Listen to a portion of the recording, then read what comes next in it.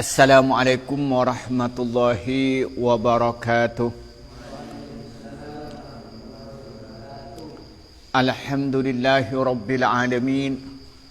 Wassalatu wassalamu ala asrafil anbiya'i wal mursalin. Amma ba'du.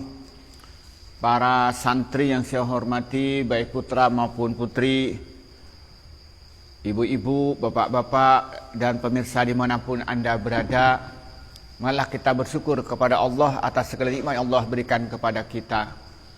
Kedua kalinya rahmat dan salam semua dicurahkan pada Nabi Muhammad sallallahu alaihi wasallam.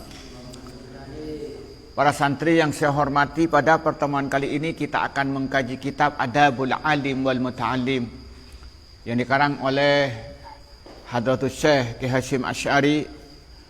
Pada pertemuan kali ini kita akan membahas bab yang pertama tentang Fadlul Ilmi wal Ulama, dengan subbagian tentang bahwa orang akan mendapatkan keutamaan ilmu ketika dia itu bertakwa kepada Allah Subhanahu wa taala.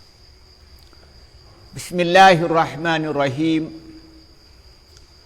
Waqalan berkata Sufyan Ats-Tsauri, siapa Imam Sufyan Ats-Tsauri radhiyallahu anhu, innama yata'allamu, sungguhnya belajar siapa orang al-ilmah pada ilmu, liyattaqa, supaya bertakwa siapa orang bihi dengan ilmu Allah pada Allah, wa innama faddalah, dan sungguhnya mengutamakan siapa Allah ala ghairihi, atas lainnya orang yang berilmu, li'annahu, karena sungguh orang yattaqi, bertakwa siapa orang bihi dengan ilmu Allah pada Allah ta'ala maha luhur Allah. Fa in ikhtalla, apabila cacat,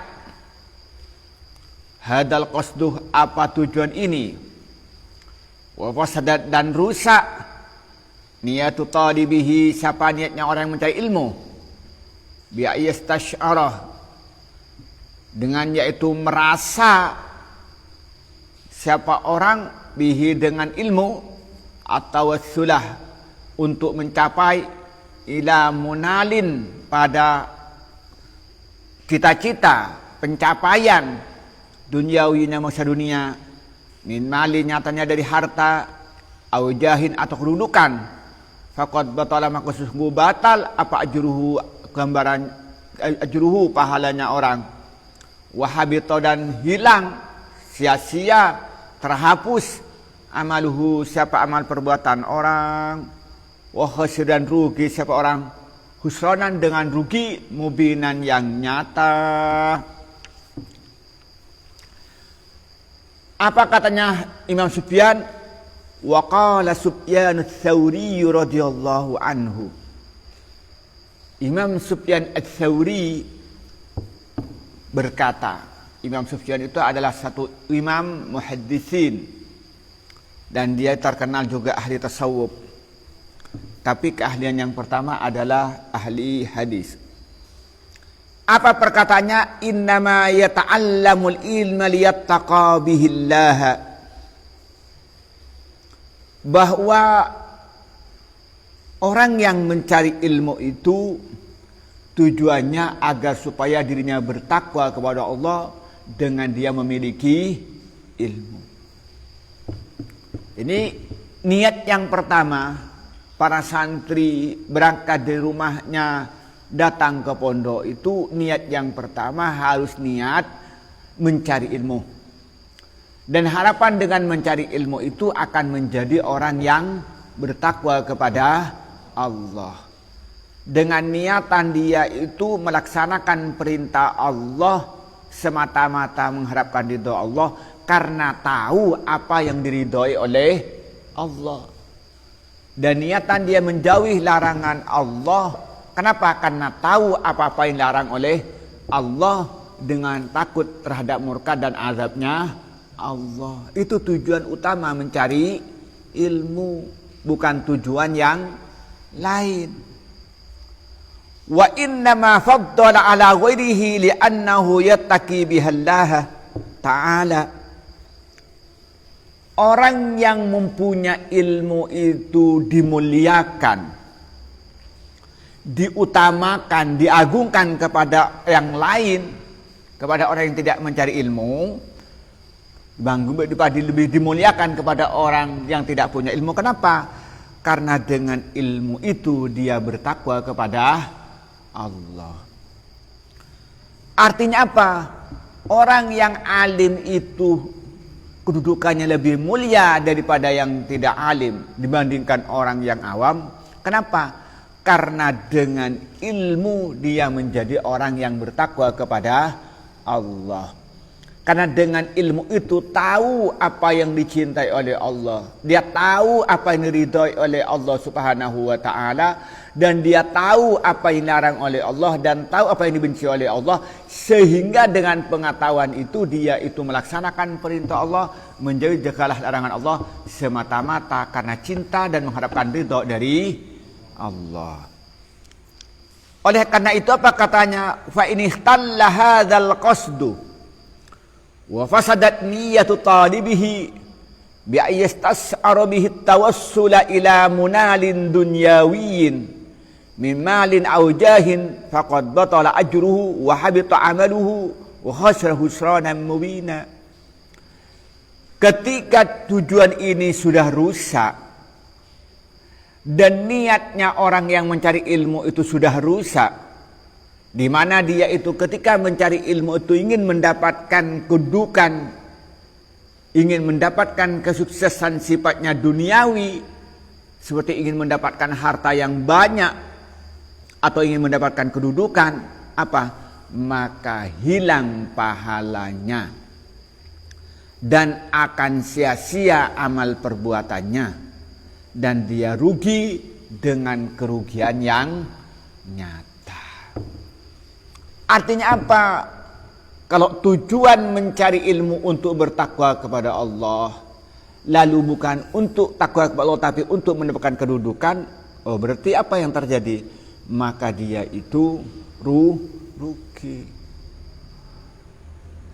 Ketika dia niatnya orang yang mencari ilmu itu sudah salah, bukan untuk mendapatkan ridha dari Allah, bukan menjadikan orang yang bertakwa, tapi tujuannya untuk mendapatkan kekayaan atau untuk mendapatkan kedudukan yang tinggi, maka dia itu tidak akan mendapatkan pahala. Maka hilang pahalanya mengaji, pahalanya mengajar, hilang semuanya.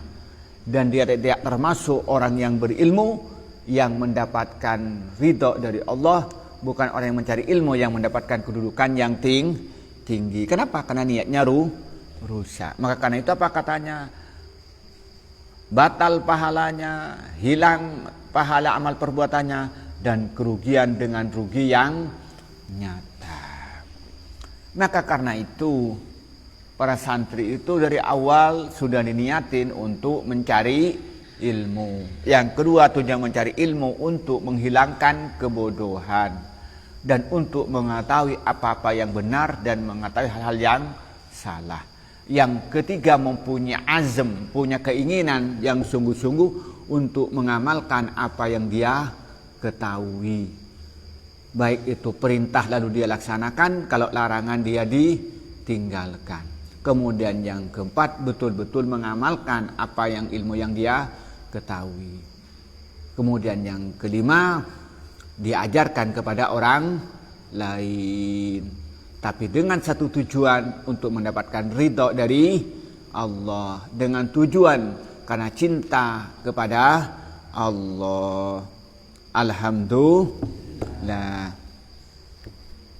Maka karena itu kita hindari ketika mencari ilmu, ketika mengajar, yang tujuannya untuk mendapatkan kesuksesan duniawi. Hindari niatan untuk mencari harta, jauhi niatan untuk mendapatkan kedudukan yang tinggi, karena itu membuat amal perbuatannya sia-sia dan membawa kerugian dunia dan akhirat. Na'udzubillah.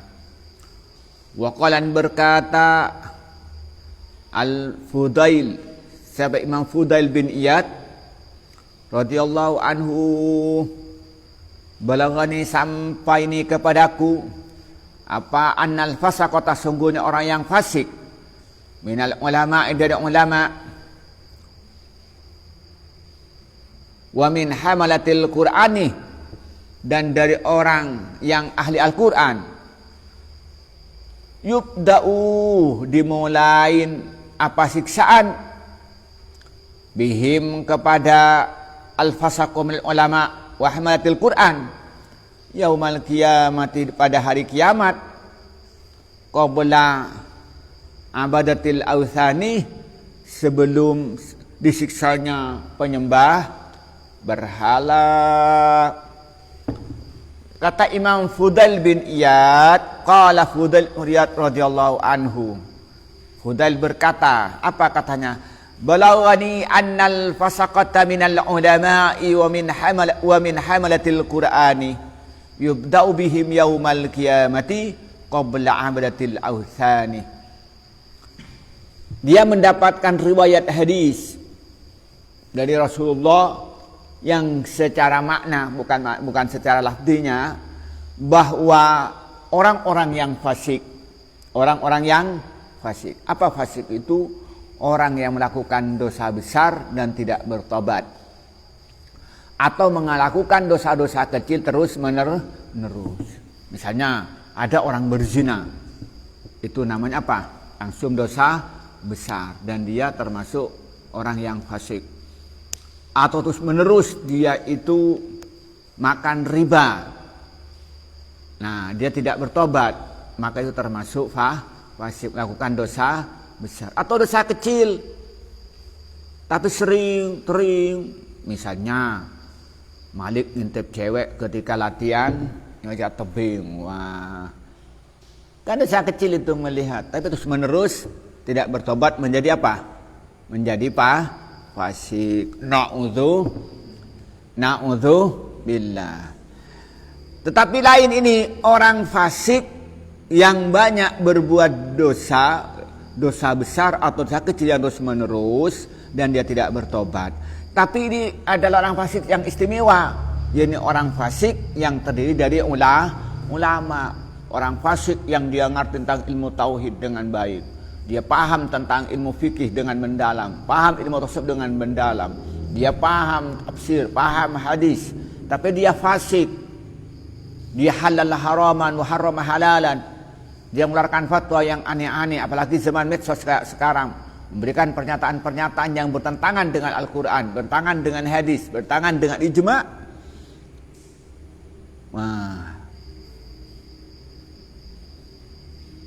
Dan juga orang-orang yang hamalatil Quran, orang yang hafal Quran, orang yang paham Al-Quran, tapi sayangnya dia tidak mengamalkan ilmunya. Dia walaupun ngerti tentang hal haram, tapi tetap dia mengerjakan yang haram. Dia mengerti tentang Al-Quran, tapi dia tetap melakukan yang haram. Apa yang terjadi? Maka nanti di akhirat kelak mereka akan disiksa oleh Allah. Orang yang fasik dari ulama dan orang yang ahli Quran itu akan disiksa oleh Allah pada hari kiamat sebelum penyembah berhala itu disiksa. Jadi lebih awal. Hati-hati orang yang punya ilmu, hati-hati santri ini. Musleh, Malik, Fadol, Adikara dan juga yang lain perempuan, dia karena sudah ngerti mondok, sudah lama di mengenal Quran ini, ternyata tidak mengamalkan ilmunya. Na'udzubillah. Apa yang terjadi nanti itu di akhirat akan disiksa oleh Allah lebih awal sebelum penyembah-penyembah berhala disiksa. Na'udzubillah. Maka karena itu mari kita ini mempelajari ilmu agama dengan mendalam, belajar ilmu nahwu, belajar ilmu sorof supaya bisa baca kitab, supaya paham tulisan-tulisan yang ditulis dengan berbahasa Arab dan paham terhadap ceramah-ceramah atau komunikasi pakai bahasa Arab. Nah, namun setelah dia itu memahami ilmu, maka diamalkan dari yang terkecil. Misalnya tentang salat qobliyah dan ba'diyah kita laksanakan, qiyamul lail kita laksanakan, salat duha kita laksanakan, kemudian sopan santun kita laksanakan, bersikap lemah lembut kepada orang itu ini dilakukan, memaafkan kesalahan orang lain dilakukan dan sebagainya. Nah, supaya kita ini menjadi orang yang alim, yang wara, yang takwa, bukan orang yang alim yang fasik. Na'udzubillah. Waqalan berkata Al-Hasan, siapa Imam Hasan Al-Basri yang bangsa Basra radhiyallahu anhu. Apa katanya? Uqubatul alimi. Uqubatul ilmi ya. Ada uqubatul ilmi, adapun siksaannya orang yang punya ilmu. Mautul qalbi, iku matinya hati. Itu matinya hati. Faqila, maka ditanyakan lahu kepada Hasan Al-Basri, apa katanya? Ma mautul qalbi, ma adapun apa mautul qalbi, adapun matinya hati. Qala, menjawab siapa Hasan Al-Basri, tolabud dunya, mencari harta, bi'amalil akhirah, dengan bentuk menukar amal akhirat. Apa katanya? Wa qala Al-Hasanul Basri radhiyallahu anhu, Imam Hasan Al-Basri qala berkata, apa katanya? Uqubatul ilmi mautul qalbi, azab yang Allah akan ditimpakan kepada orang yang alim, yang fasik, yang berbuat dosa besar atau dosa kecil yang terus-menerus dan tidak pernah bertobat, akan disiksa oleh Allah dengan mautul qalbi. Hatinya mati, hatinya tidak hidup, hatinya tidak ingat kepada Allah, hatinya tidak tunduk kepada Allah. Lalu ditanya, faqila ma mautul qalbi, lalu Rasulullah bertanya, apa yang maksud dengan mautul qalbi? Lalu bukan Nabi, tapi Hasan Al-Basri maksud saya.